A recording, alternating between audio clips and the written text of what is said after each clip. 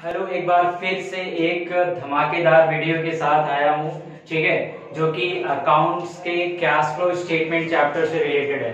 ठीक, तो आज हम लोग देखने वाले हैं क्या, जैसे कि बोर्ड पे ऑलरेडी छपा पड़ा है, क्या कैश फ्लो स्टेटमेंट का फॉर्मेट देखेंगे। ठीक है, फॉर्मेट बहुत इंपॉर्टेंट है। ठीक, क्योंकि बोर्ड में जो है कैश फ्लो स्टेटमेंट से रिलेटेड जो क्वेश्चन आता है वो ऑलमोस्ट 6 मार्क्स से 8 मार्क्स का आता है। और 6 और 8 मार्क्स के क्वेश्चन के लिए आपको जरूरी क्या है कि आपको एटलीस्ट जो है फॉर्मेट आता है, क्योंकि भाई जितनी भी एक्टिविटीज हैं, चाहे वो ऑपरेटिंग हो, इन्वेस्टिंग हो, फाइनेंसिंग एक्टिविटी हो, ठीक है, उसका जो इफेक्ट है हम लोग इस कैश फ्लो स्टेटमेंट के फॉर्मेट पे पूरा देने वाले हैं। ठीक है, तो एक बार फॉर्मेट देख लेते हैं कि फॉर्मेट कैसे स्टार्ट होगा और कैसे कैसे क्या क्या रिकॉर्ड होगा।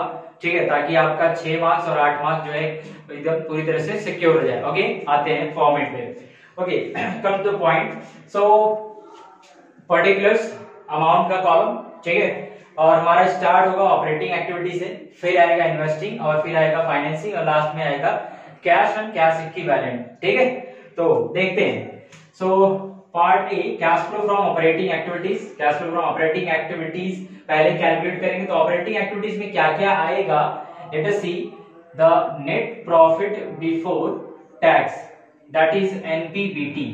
ठीक है, net profit before tax, that means what, कि बिजनेस का जो प्रॉफिट है, क्योंकि जो फाइनली जो पीएनएल स्टेटमेंट है वो नेट प्रॉफिट, तो वहां पर जो अवेलेबल है उसमें टैक्स ऑलरेडी डिडक्ट हो चुका है। तो हमें उस प्रॉफिट में क्या चाहिए, हमें ऐसा प्रॉफिट चाहिए जिसमें टैक्स अभी डिडक्ट नहीं हुआ हो। ठीक है, तो नेट प्रॉफिट कैसे कैलकुलेट करते हैं ये ऑलरेडी मैं एक वीडियो में बता चुका हूं। ठीक है, तो अगर कंफ्यूजन है कि नेट प्रॉफिट बिफोर टैक्स कैसे कैलकुलेट करते हैं तो वो वीडियो जाके देख सकते हो। ठीक है, मैं डिस्क्रिप्शन में उसका लिंक दे दूंगा। ओके, आते हैं। तो NPBT, net profit before tax, उसके बाद ऐड करेंगे क्या, non cash and non operating expense. जो बिजनेस के ऐसे एक्सपेंडिचर्स हैं, ठीक है, ऐसे एलिमेंट्स है, ऐसे आइटम्स है जो नॉन कैश होते हैं, मतलब जिनका कैश से कोई दूर दूर का रिलेशन नहीं होता है, या जो नॉन ऑपरेटिंग एक्सपेंसेस है। एक्सपेंसेस जो है वो दो टाइप के होते हैं। बिजनेस एक्सपेंसेस को दो भागों में, दो पार्ट में डिवाइड कर देता है। One is operating expense and another is non operating expense. ठीक है, तो हमें और नॉन ऑपरेटिंग एक्सपेंस लेना है।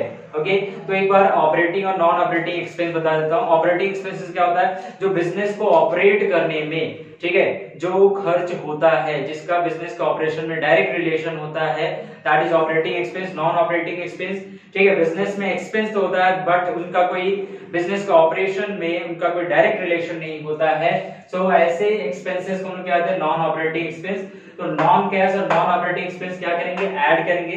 तो कौन कौन से ऐसे, ठीक है, एलिमेंट्स है, आइटम्स है जो नॉन कैश और नॉन ऑपरेटिंग एक्सपेंस होते हैं, जस्ट लाइक डेप्रीशिएशन। ठीक है, डेप्रीशिएशन आता है इसमें। ठीक है, और उसके बाद interest on long term borrowings या डिबेंचर्स कह लो। ठीक है, okay, so depreciation is a non cash transaction, whereas interest on debenture is a non operating expense.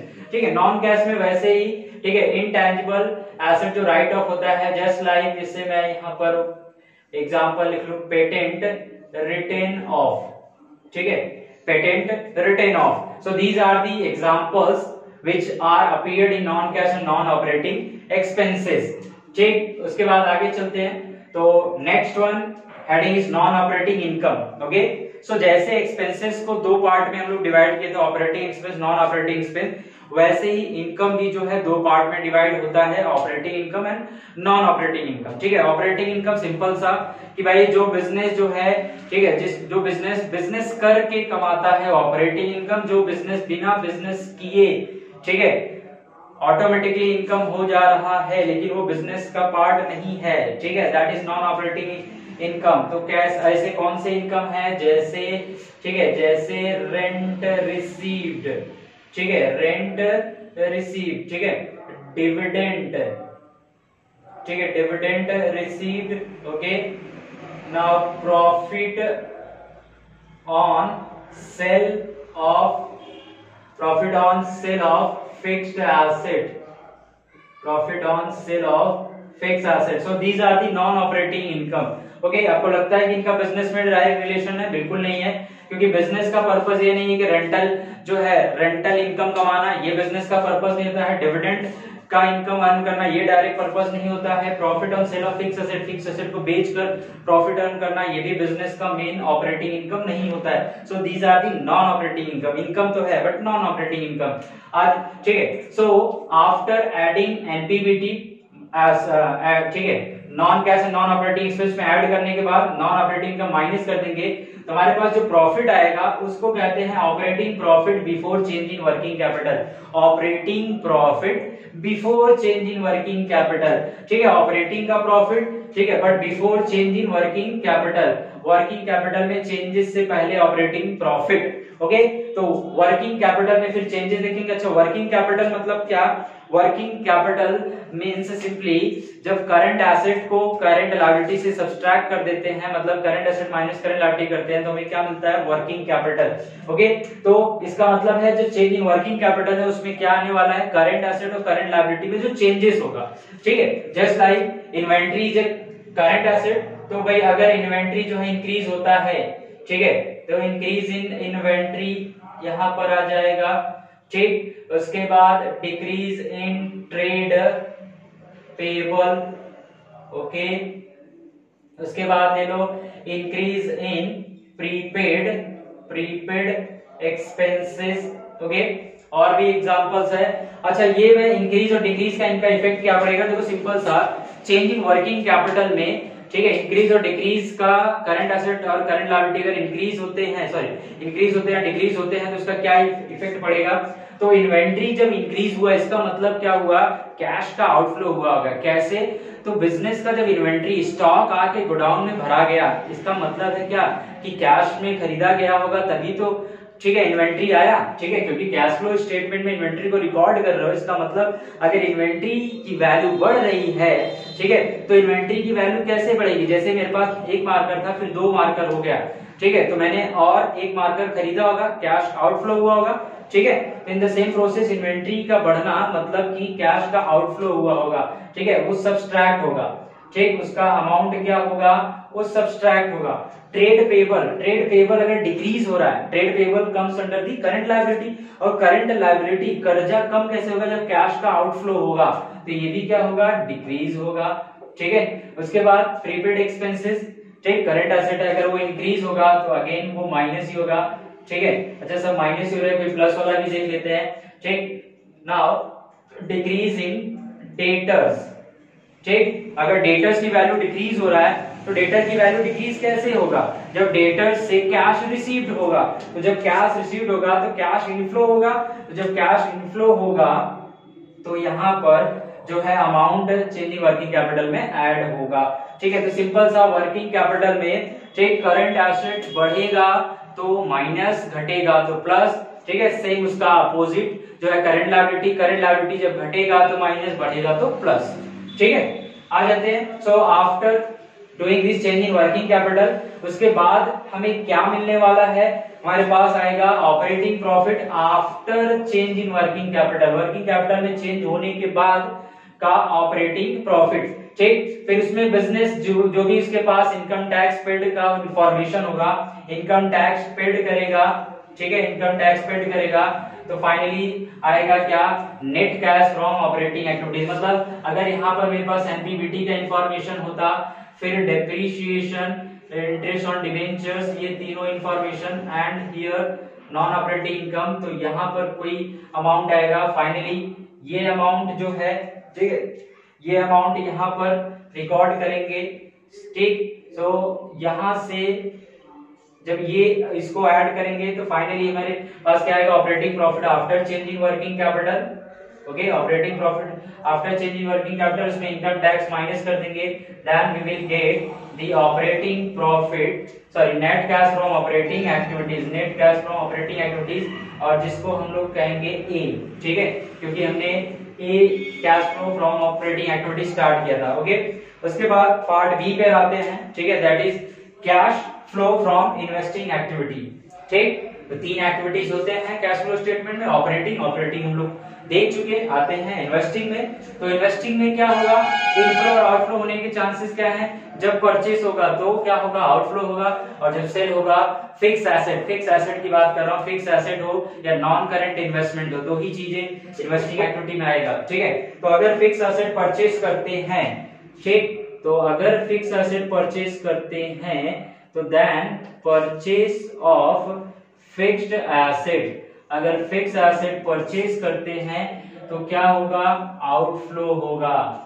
ठीक है, और अगर सेल होता है, sale of non current investment, ठीक है, नॉन करंट इन्वेस्टमेंट अगर सेल होता है तो क्या होगा, प्लस, क्योंकि उससे कैश का इनफ्लो होगा। ठीक है, तो after doing this two transaction, ठीक है, तो हमारे पास क्या आ जाएगा net cash flow from investing activity. Okay, अब आते हैं थर्ड एक्टिविटीज पे, that is cash flow from financing activity.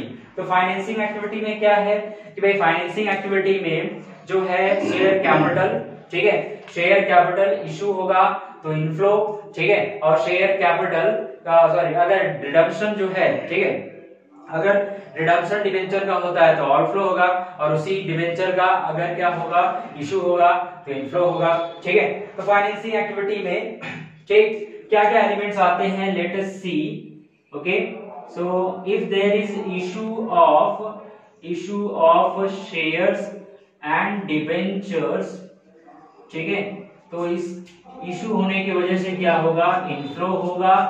ठीक, secondly if there is payment of debentures, ठीक है, पेमेंट ऑफ डिबेंचर तो आउटफ्लो होगा, और अगर इंटरेस्ट पेमेंट हो रहा है, इंटरेस्ट पेड ऑन डिबेंचर्स, तो भी क्या होगा, आउटफ्लो होगा।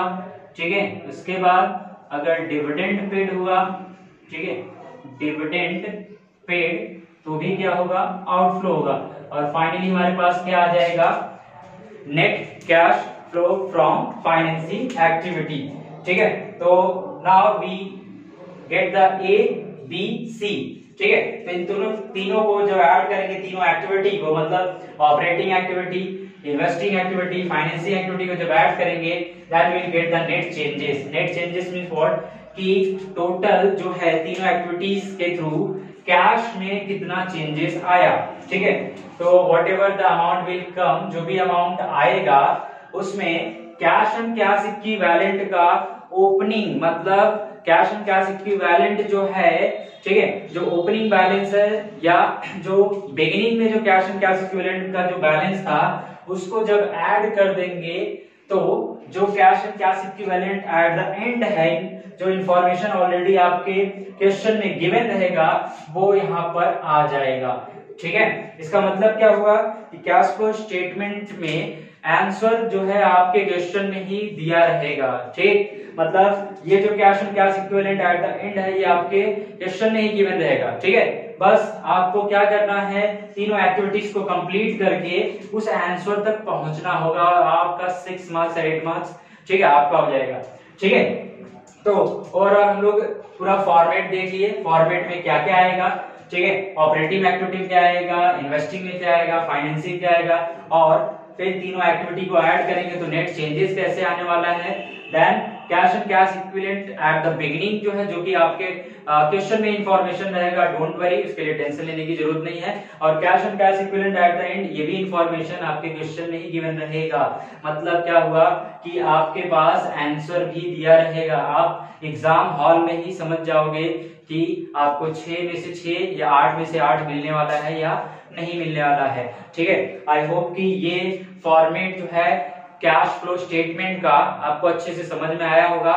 ठीक है, अब जो ओसवाल सीरीज का मैंने कहा था भाई, ओसवाल से रिलेटेड जो सैंपल पेपर है उसके क्वेश्चन जो है मैं धीरे धीरे वीडियो में आगे कैश फ्लो स्टेटमेंट का ही क्वेश्चन कराऊंगा, क्योंकि ये चीजें अब कंप्लीट हो गया है जो थियोरेटिकल पार्ट थी। ठीक है, तो एक बार वापस इसको वीडियो पॉज करके, ठीक है, या बार बार वीडियो प्ले करके देखो, और अपने 6 मार्क्स और 8 मार्क्स सीबीएसई बोर्ड में जो एग्जाम आपको 4th मई या 3rd मई से स्टार्ट होने वाला है, कंफर्म कर लो। ठीक है, अगर आपको अच्छा लगा ठीक है, like share and subscribe, don't forget.